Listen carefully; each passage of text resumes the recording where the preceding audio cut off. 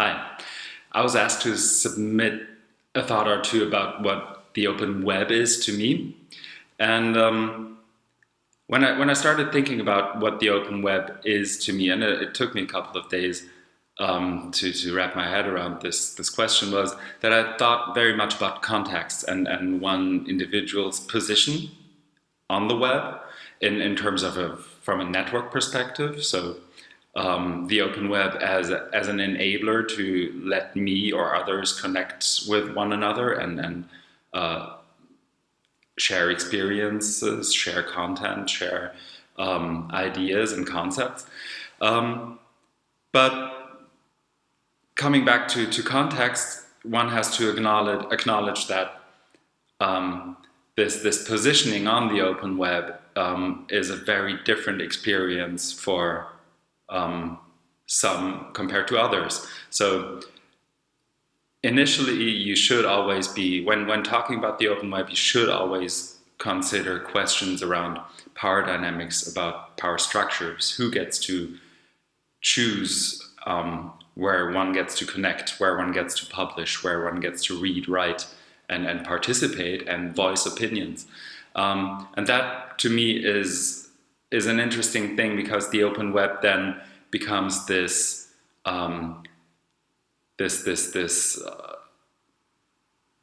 enhancer of everything that we already have in society, both on a global but also on a very local scale. So what you will find yourself talking about when you're talking about the open web is always something with regards to power structures and power dynamics and different concepts of ownership even.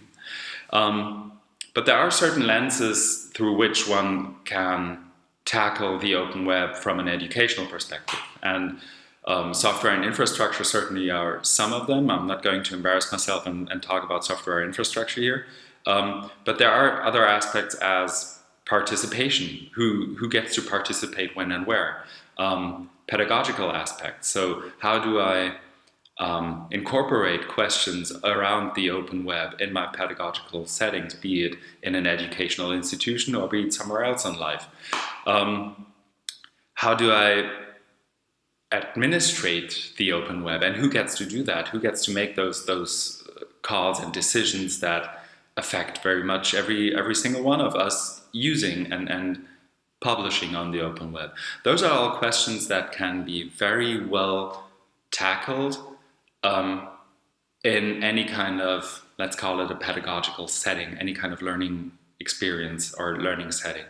And I find it interesting to see how others around the globe and from their certain perspective and contexts try to tackle those very questions and find very different answers to them that work for them in their context, but also to see how certain patterns keep on repeating themselves, but also keep on enabling some of us to do the work that we're doing, which to me is very much something that when somebody would ask me what the open web is, which you obviously have done, I would always answer these different experiences and these different contexts somewhat resemble to me what the open web actually is, from my perspective and from my context. So the second question was, in which ways the open web matters to education? And I would think that when you speak about that, you should at least first start off by speaking about what you mean by education. And I'm not going to give like a 90-minute talk on that, and I don't think it would do it justice, especially not coming from me. But my shorthand definition of education would be that it's a more or less enabling setting in which individuals but also groups can learn about ways in which they are enabled to participate in society. And by participate, I mean participate in discourse, intentionally choose one alternative over the other, or one alternative out of many, but also create their own pathways that they want to choose and take in society, and of course, that's a very idealistic view on what education is, but I think there are certain aspects and certain emancipatory aspects and liberating aspects to education. So when you take that as a starting point for the original question, what the open web is to education, then I would say that discourse and participation in society also happens digitally, whether you like it or not. Those decision-making processes, those discourses are out there, and we get to choose whether we want to participate in them or not, and sometimes we don't even get the choice. The choice is made for us by others sometimes. So in education then, you should be always asking yourself, how do I enable learners to participate in society in whatever way I can? And the open web certainly is an aspect to that. So enabling people to carve out their own space on the web, enabling people to participate in discourse, enabling people to also take, let's call them, defense mechanisms against hate and against hate speech and against doxing and all those things that are certainly out there. But education should tackle those issues front and center in order to enable others to participate in societal discourse. And the open web and anything that happens on the web, be it open or not, is going to be a part of that. So there's your answer. That's why the open web and the web matter to education. So the third question was about inspiring examples of the open web in education. And there are certainly lots of projects out there, be it any kind of domains project, be it projects where students edit Wikipedia, for example, and do that with a certain cause in mind or a certain topic or issue in mind.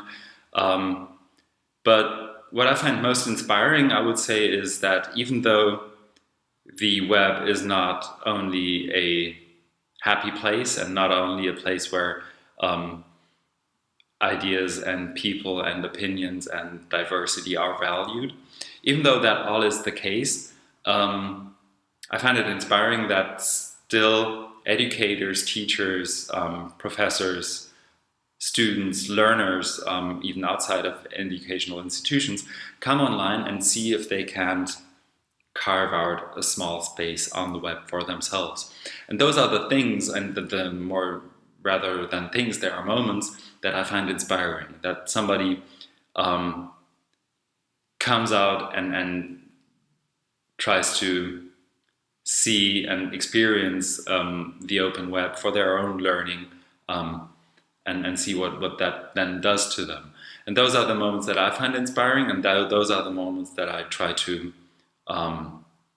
work for and enable to some extent.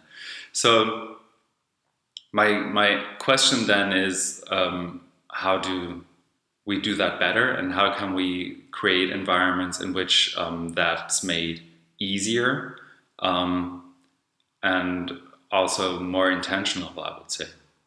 But those are the moments that inspire me, and those are the things that inspire me, and most of all, those are the people that inspire me to do the work I do.